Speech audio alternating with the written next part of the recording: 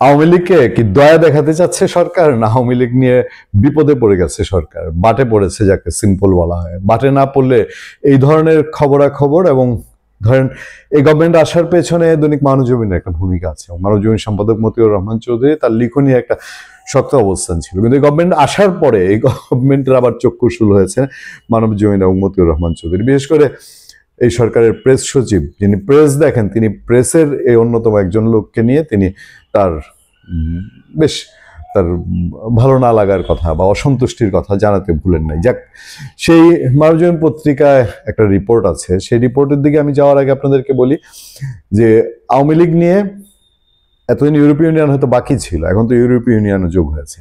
ইউরোপীয় ইউনিয়ন সহ আমেরিকা, সবচেয়ে বড় হচ্ছে ইন্ডিয়া। ইন্ডিয়াটার এখন রাগঢাক নাই, ইন্ডিয়াটা একদম ওপেন সিক্রেট, কোনো আনুষ্ঠানিক বক্তৃতা নাই। আনুষ্ঠানিক বক্তৃতা না থাকলেও আনুষ্ঠানিক মোড়কে বক্তৃতা আছে।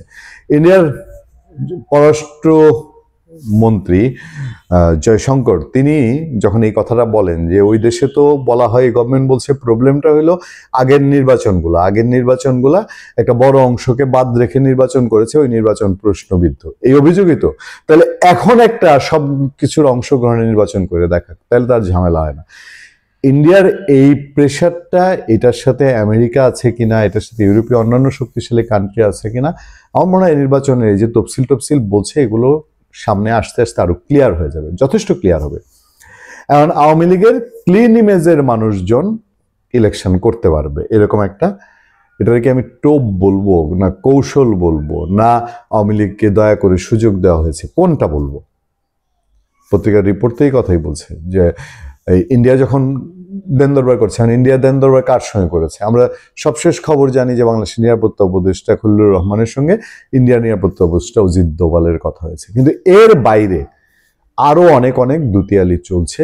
এটাও এখন বলতে গেলে ওপেন সিক্রেট। প্রসঙ্গ এসছে ভুটানের প্রধানমন্ত্রী এসছেন, প্রসঙ্গ এসছে কমনওয়েলথ এসছে, প্রসঙ্গ এসছে ইন্ডিয়া অন্যান্যভাবে মেসেজ আনা দেনাদোনা করে, বা অনেক সময় আমেরিকাও মধ্যস্থতা পালন করে ভারত বাংলাদেশের মধ্যে, যেহেতু আমেরিকা এখন ইন্ডিয়ার ক্ষেত্রে তার পলিসি চেঞ্জ করেছে। তো এটা বাংলাদেশের ভেতর থেকেই আওয়ামী লীগের একটা অংশ, তারাও যে নাকি সংগঠিত হইতে চাইছে, যে ক্লিন ইমেজ আওয়ামী লীগ, তারা সংগঠিত হয়ে আওয়ামী লীগ ব্যানারে না, যেহেতু আওয়ামী লীগ নিষিদ্ধ, আওয়ামী লীগ নিষিদ্ধই থাকবে, এই কারণে আওয়ামী লীগ ইলেকশন করতে পারবে না দলীয়ভাবে।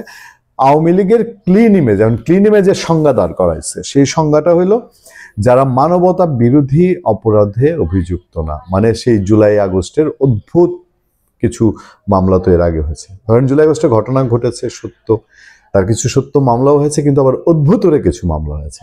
এখন সেই রেফারেন্স যে যারা মানবতা বিরোধী অপরাধ করে নেয়, যাদের বিরুদ্ধে হত্যার অভিযোগ নেই, আবার বলেছে যাদের বিরুদ্ধে দুর্নীতির অভিযোগ নেই। এখন এই যে অভিযোগ, এই অভিযোগ তুললে তো পৃথিবীর সবচেয়ে সাধু মানুষটার বিরুদ্ধে অভিযোগ তুলে আমার যদি ইচ্ছা থাকে তাকে মিসগাইড করার, তাহলে আমি সেটাও করতে পারবো। যাক, সংজ্ঞা দাঁড় করিয়েছে যে এই ক্যাটাগরির বাইরে যদি আওয়ামী লীগের থাকে, তো এই ক্যাটাগরির বাইরে আওয়ামী লীগের এখন কার বুকের পাটা এত সাংঘাতিক, এত বড়, যে এই সরকারের এই দয়া দাক্ষিণ্য হাতে নিয়ে আওয়ামী লীগ পরিচয় দিয়ে, আনঅফিসিয়ালি আওয়ামী লীগ পরিচয় দিয়ে ইলেকশনে অংশগ্রহণ করবে।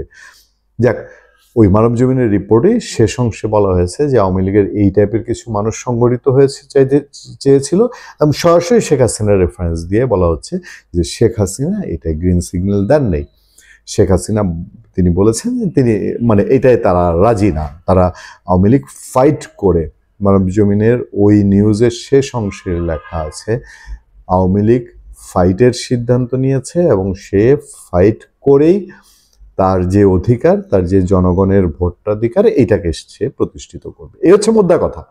আরো সংক্ষেপ করি আপনাদেরকে, এই সরকার বলি, এই সরকারের সাথে ইন্ডিয়ার আলাপ আলোচনায় এই সরকার ইন্ডিয়াকে প্রস্তাব দিয়েছে, ইন্ডিয়ার মাধ্যমে আওয়ামী লীগকে প্রস্তাব দিয়েছে বলতে হলে যে আপনারা আসেন, আপনাদের ক্লিন ইমেজের লোকজনরা এখানে ভোট করতে দেওয়া হবে, দয়া করে দেওয়া হবে, কিন্তু আওয়ামী লীগ ব্যানারে না। এটাই আওয়ামী লীগ রাজি না, এই হলো অবস্থা। এখন দেখেন, এই বাংলাদেশে আওয়ামী লীগের কোটি কোটি ভোটার, অন্য কাউকে ছোট করে বলছি, অন্যদেরও কোটি কোটি ভোটার আছে নিঃসন্দেহে, কিন্তু আওয়ামী লীগের তো কোটি কোটি ভোটার।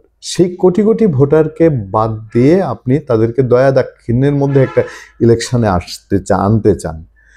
দিনকে দিন যাচ্ছে, আর এই কথা শক্তিশালীভাবে প্রচার হচ্ছে যে এই যে আওয়ামী লীগের কোটি কোটি ভোটার, এটা মুষ্টিমেয় না, এটা জাতীয় পার্টির মতন উত্তরাঞ্চল বেজ না, এইটা চরমনাই পীর সাহেবের ইসলামী আন্দোলনের গুটি কয়েক অংশ না, বা এটা জামাতে ইসলামীর যারা একেবারে ড্রাই হার্ট, তাদের ওই যে রোকন মেম্বার সদস্য, তাদের মধ্যে তাদের যে ভোট ব্যাংক নিহিত, সেরকম না। এটা বিএনপি আওয়ামী লীগ সমান্তরাল ভোট ব্যাংকের অংশ।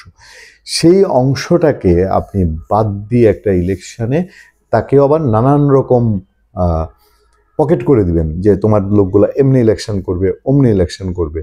প্রশ্নটা তো আওয়ামী লীগরে আপনি সুযোগ দিলেন কি দিলেন না সেই জায়গা না, প্রশ্নটা হলো আপনি বাংলাদেশকে তো সেই চক্করে রাখলেন যেই চক্করে আওয়ামী লীগকে অভিযুক্ত করে আপনি আওয়ামী লীগকে দূরে তাড়িয়েছেন। বিষয়টা তো সেই জায়গায় রয়ে গেল। মানে আমার কাছে মনে হচ্ছে যে একটা কথা বলে না যে বাংলাদেশ ধরেন দুই ভাগে বিভক্ত, কি একটা আওয়ামী লীগ একটা বিএনপি, অথবা একটা প্রো লিবারেশন একটা এন্টি লিবারেশন, একটা স্বাধীনতার পক্ষে একটা স্বাধীনতার বিপক্ষে।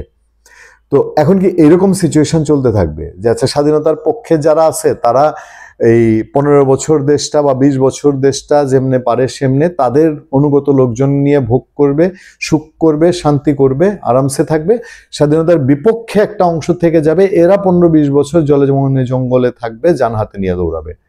এরপরে আবার 15 বছর সময় আসবে, সেই 15 বছর স্বাধীনতার বিপক্ষে বলেন অথবা আগে আওয়ামী লীগ ছিল এখন বিএনপি, তাদের লোকজন আরাম আয়েসে সুখ শান্তিতে স্বাচ্ছন্দ্যে বাংলাদেশটাকে ভোগ করবে, খাবে। তারপরে সেই সময়টা আওয়ামী লীগ বা প্রো স্বাধীনতাপন্থী এই টাইপের অংশটা 15-20 বছর আবার দৌড়ের উপরে থাকবে, জেলে জলে জঙ্গলে থাকবে এবং যান হাতে নিয়ে ঘুরবে।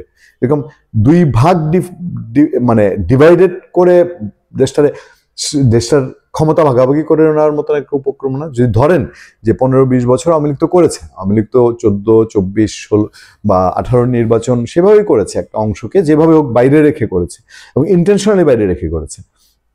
এখন ইন্টেনশনালি আওয়ামী লীগ বিরোধী অংশ আওয়ামী লীগকে বাইরে রেখে করছে। এই যে নানান রকম টোপসোপ যে আওয়ামী লীগের ক্লিন ইমেজের লোকজন ইলেকশনে আসুক, এটা আওয়ামী লীগ এই টোপ গিলবে না, এটা বোঝাই যাচ্ছিল। কিন্তু মজার ব্যাপার হলো যে এই না গেলার কারণে আওয়ামী লীগ যে লাইনে যেতে চাচ্ছে, এখন আমরা যেসব কথাবার্তা শুনি, আওয়ামী লীগের যে সামনের চলার পথ কেমন হতে পারে তারা বেছে নিচ্ছে, সোশ্যাল মিডিয়ায় আপনারা শোনেন, এইটা ওই যে বড় অংশ, তার সাপোর্টার বড় অংশ, এই সাপোর্টার বড় অংশের জন্যে আগামী দিনটা কিভাবে আনবে এবং বাংলাদেশকে একটা অস্থিতিশীল রাষ্ট্র এই আওয়ামী লীগ ছাড়া যখন ভোট হবে, এই ভোটে দেশের শান্তি অন্তত আর আসবে না, এই পথটা এখন পরিষ্কার হয়ে যায়। ফলে ওই ক্লিন ইমেজের মোড়ক দিয়া বা কি রিফাইন্ড আওয়ামী লীগের মোড়ক দিয়া সেগুলো দিয়ে একটা ইলেকশন পার হয়ে গেলে ইলেকশন হয়ে গেল, এটা মনে হয় খুব একটা যুক্তিযুক্ত না। আর সেটাই সম্ভবত এখন বিশ্ব মোড়লরা তারা চিন্তা করছে যে এখন যদি তারা এই বাংলাদেশে অংশগ্রহণমূলক নির্বাচনের পক্ষে না থাকে, তাহলে তাদের প্রচুর ইনভেস্টমেন্ট এবং তাদের যে ভবিষ্যৎ সম্ভাবনা, তাদের যে ইনভেস্ট আছে সেটা যে তুলে নেওয়া, এগুলো পড়বে ঝুঁকিতে। ভালো থাকবেন, সুস্থ থাকবেন। আপনার সাথে আমি আতিক রহমান, পূর্ণিয়া।